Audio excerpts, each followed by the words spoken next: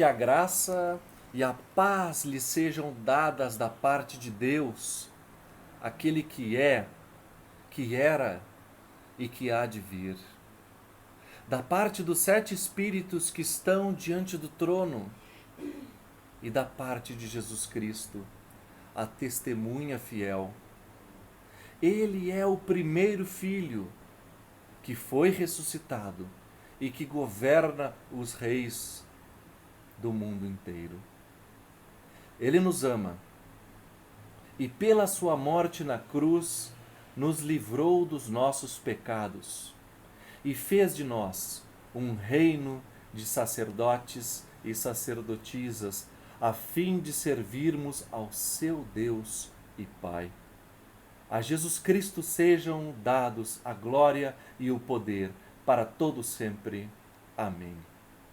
Olhem, ele vem com as nuvens, todos o verão, até mesmo os que o atravessaram com a lança. Todos os povos do mundo chorarão por causa dele. Certamente será assim. Amém. Eu sou o Alfa e o Ômega, diz o Senhor, Deus, o Todo-Poderoso, que é, que era e que há de vir. Caras irmãs e caros irmãos, eu acolho vocês neste momento de reflexão com as palavras de João, o autor do livro de Apocalipse.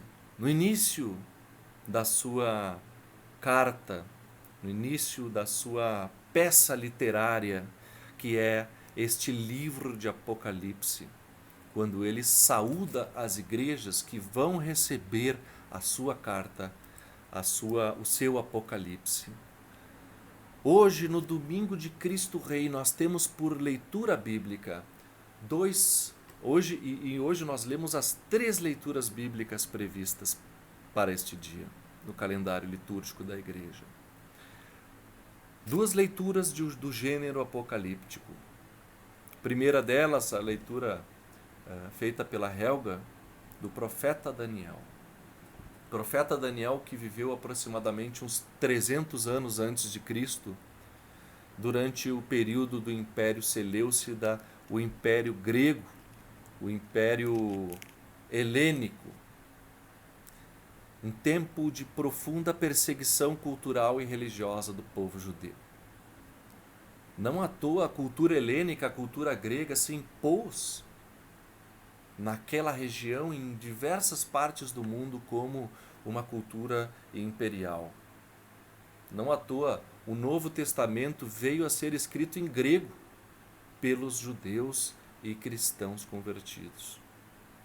Foi escrito em grego porque desde o período Seleucida, durante aproximadamente 100, 150, 200 anos, houve um domínio cultural do Império Grego Seleucida que foi muito cruel na sua imposição, não só cultural, mas política e religiosa.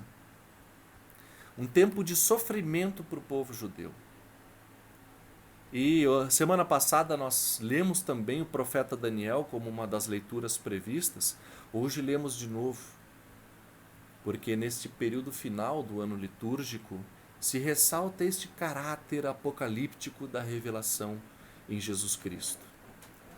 E do que se trata de fato este caráter apocalíptico da revelação? Eu falei semana passada, eu repito hoje de novo. O Apocalipse é um gênero literário, uma forma de falar, uma forma de expor uma narrativa. Eu falei já algumas vezes esse exemplo, que eu acho que ele nos ajuda a compreender na linguagem de hoje, do meu sogro que ouviu as músicas da Marília Mendonça depois do falecimento dela, com toda aquela comoção. Ele não conhecia, foi escutar as músicas dela e respondeu para nós dizendo: mas ela só canta música de sofrimento, é só música triste, de dor de cotovelo, né, como dizem. E a gente respondeu, isso é o que se chama hoje em dia de sofrência. Sofrência é um estilo musical, vulgarmente, né, como a gente chama esse tipo de música que fala, né, daquela dor da pessoa que perdeu seu amor e assim por diante. Então, o Apocalipse é como se fosse uma sofrência do povo judeu naqueles 300, 200 anos antes de Cristo. Daniel conta no seu livro a história, né, que nós muito conhecemos. Apenas uma passagem do livro de Daniel é bem conhecida por todo mundo, aquele momento em que Daniel e seus amigos são jogados na cova dos leões. E ali essa história, né, as crianças gostam muito de ouvir essa história de como Daniel se safou, né, se livrou pelo poder de Deus daquela condenação ali, condenação física, né? E de fato era o que acontecia. Não só nessa época, mas durante todo o período imperial. Fosse no tempo dos gregos, dos Seleucidas, fosse posteriormente no tempo dos romanos. E aí eu passo do Apocalipse de Daniel para o Apocalipse de João, o gênero literário que está presente no Novo Testamento. Aliás, o Apocalipse, como forma de escrever, de narrar, de manifestar a fé do povo, influenciou muito o Novo Testamento, a ponto da fé cristã ser uma religião apocalíptica.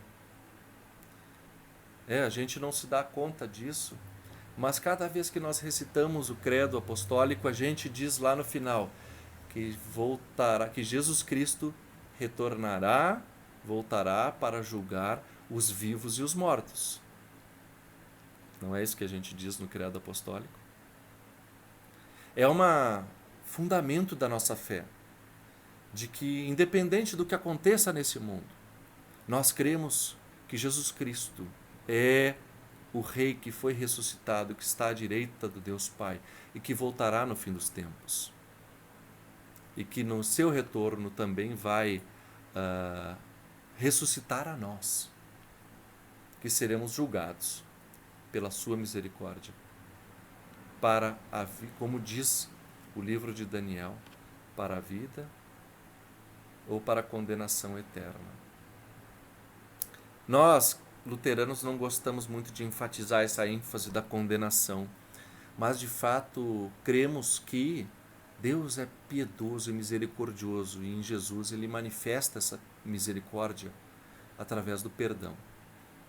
Por isso nós não temos medo da condenação, porque vivemos como pessoas perdoadas por Jesus Cristo. Assim, o Apocalipse é esse gênero literário que caracteriza a nossa reflexão no dia de Cristo Rei. Jesus é esse Rei que, como diz Daniel, recebeu poder por parte daquele que sempre existiu, poder por toda a eternidade. E assim, o João, no seu Apocalipse, diz: este é o Rei, Jesus Cristo é este Rei que Daniel disse lá atrás. E ele é um Rei que exerce seu reinado através do perdão que nos concede por seu amor. E hoje estamos aqui falando sobre esse tema e pensando quais são de fato as circunstâncias de vida que nos levam a pensar que uma fé apocalíptica faz sentido para nós. Será que faz sentido para nós falar em uma fé apocalíptica? E aí nós entramos na nossa própria miséria e no nosso próprio sofrimento. Porque de fato, e hoje eu quero ressaltar uma dimensão desse sofrimento, porque ontem foi o Dia Nacional da Consciência Negra. Um dia que nós temos não só a oportunidade, mas uma responsabilidade de pensar, de trazer à memória, de narrar, de lembrar do martírio, do sofrimento, da dor gerada às pessoas negras durante o período de escravidão e durante todo o período que sucedeu à escravidão no Brasil, com desigualdade, injustiça, violência por parte do Estado, racismo estrutural e tantas outras consequências nefastas podia dizer nazismo, né? Mas do racismo na nossa vida. O racismo é não só um crime, mas um pecado que todos nós cometemos e para o qual nós precisamos nos confessar e confiar que Deus é capaz de nos perdoar quando nós também fazemos parte de um sistema, de uma sociedade e vivemos também como pessoas racistas na nossa individualidade. Sofrimento, dor e morte. Medo, desespero, angústia. Esse é o contexto no qual surge o discurso apocalíptico. Foi assim com Daniel, foi assim com João, o autor do Apocalipse, é conosco hoje, com este coronavírus que gera tanto medo, tanta morte e tanto luto e tanta dor nas nossas vidas. E era assim no tempo de Jesus também. Jesus, nós cantamos hoje Hosana Rei, que era o hino cantado pelos pobres, pelos marginalizados na beira de Jerusalém, na entrada da cidade, quando Jesus chegava com um burrinho, montado num burrinho, Jesus chegava e o povo cantava Hosana Rei, aquele Rei glorioso que vem em nome do Senhor, o Messias esperado por nós. Jesus foi reconhecido pelo povo pobre, sofrido e humilde daquele tempo como este Rei anunciado por Daniel. Aquele que vem nos livrar da dor, aquele que vem nos tirar do sofrimento, aquele que vem trazer justiça, que vai acabar com este tempo de injustiça, de desigualdade e de violência acometido pelo Império Seleucida, pelo Império Romano ou pelos impérios que permanecem atuando nos nossos dias hoje. Essa era a esperança do povo humilde. E Jesus foi, por isso, preso, condenado pelo Sinédrio, pelas lideranças religiosas judaicas. Por isso, ele foi encaminhado não só como um criminoso religioso, como alguém que desafiava o sistema religioso do seu tempo, mas como alguém que desafiava o sistema político do seu tempo. Por isso, Jesus foi condenado por Pôncio Pilatos. Se Jesus não fosse uma ameaça política ao Império Romano, ainda que fosse praticamente insignificante no seu movimento, as pessoas que o seguiam, Pôncio Pilatos não era esse personagem bonzinho que o evangelista João descreve. Pôncio Pilatos era um governante sanguinário, um autoritário, violento, que não admitia questionamento acerca da autoridade romana. Por isso Jesus foi condenado, não só como alguém que blasfemou contra as lideranças judaicas, aqueles que jamais admitiam que alguém se pronunciasse como filho de Deus, que alguém fosse caracterizado como Messias, como alguém que fosse reconhecido como rei dos judeus, aquele anunciado pelos profetas. Não só pelos religiosos, mas também pelos políticos. Jesus foi condenado, foi humilhado, torturado e crucificado, como muitas outras lideranças políticas que desafiaram Pôncio Pilatos naquele tempo. E o Evangelho nos traz essa palavra do diálogo entre Jesus Cristo e Pôncio Pilatos, quando Pilatos chega e diz: tu és então o rei dos judeus, e Jesus diz: isso é você que está reconhecendo ou é o povo que está falando? E ele diz: olha, foram os teus líderes que me trouxeram para cá. Então me diz, você é rei deles?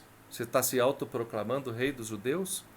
E ele diz: isso é tu que estás dizendo, porque o meu reino não é deste mundo. O meu reinado não é deste mundo, diz Jesus Cristo. E aqui nós caímos num dilema, caras irmãs e caros irmãos. Porque Daniel anuncia este Rei da Glória que virá sobre as nuvens e que vai nos libertar da dor e do sofrimento. E João, no seu Apocalipse, quando o povo era perseguido pelo Império Romano, maltratado, assassinado, torturado, João diz: saudações da parte daquele rei que virá. E quando nós escutamos Jesus Cristo falando com Pilatos, Jesus diz: eu não sou o rei deste mundo.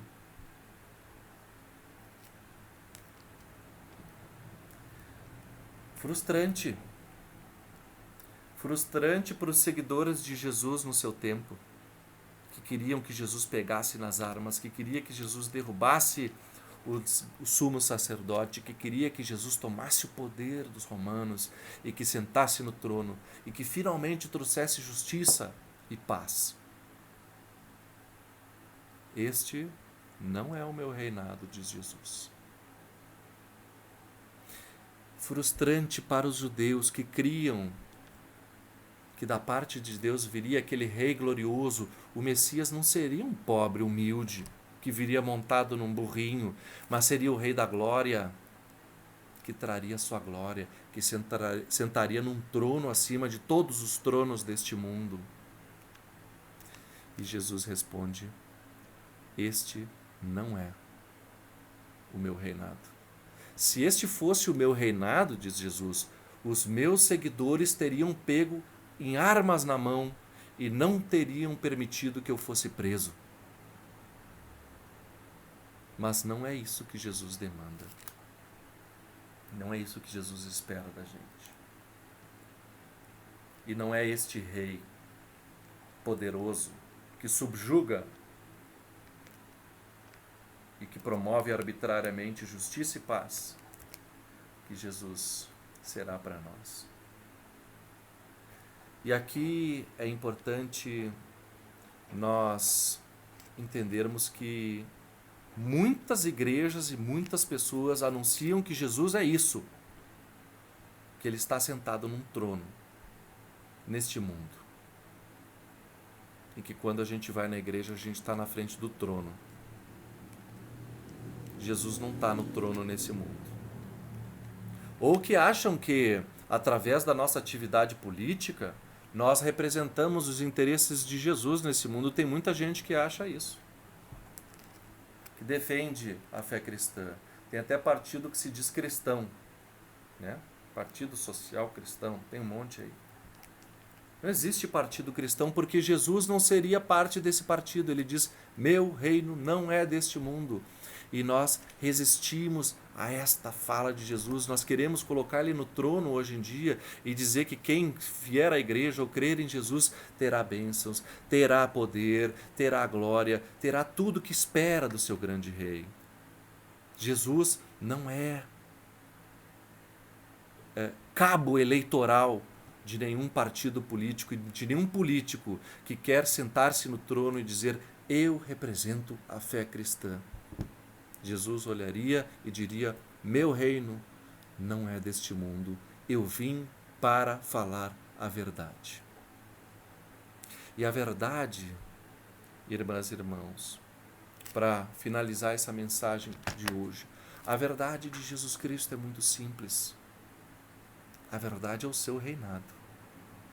Mas o seu reinado não se exerce pelo poder, não se exerce a partir dos tronos, mas a partir do amor, da solidariedade, da vivência com as pequenas e os pequenos, com aquelas que sofrem nas margens da sociedade. Jesus, que mostrou sinais desse reino no perdão, na cura, na multiplicação, na fartura, na acolhida de pessoas pecadoras, de prostitutas, de cobradores de impostos. Este é o reino ao qual Jesus nos convida. o reino do amor, o reino da solidariedade, da justiça e da paz. Que nós possamos, neste dia de Cristo Rei, não nos confundirmos com este trono de ouro que é colocado na nossa frente neste mundo, mas que lembremos que o reinado que Jesus testemunhou, a verdade que trouxe ao mundo, é a verdade do amor de Deus e da sua opção por resgatar aquelas pessoas que sofrem na pobreza, na miséria, na dor, no sofrimento e na morte. Que nós possamos acolher este Rei nas nossas vidas. Lâmpada para os meus pés é a tua palavra, Senhor, e luz para o meu caminho. Amém.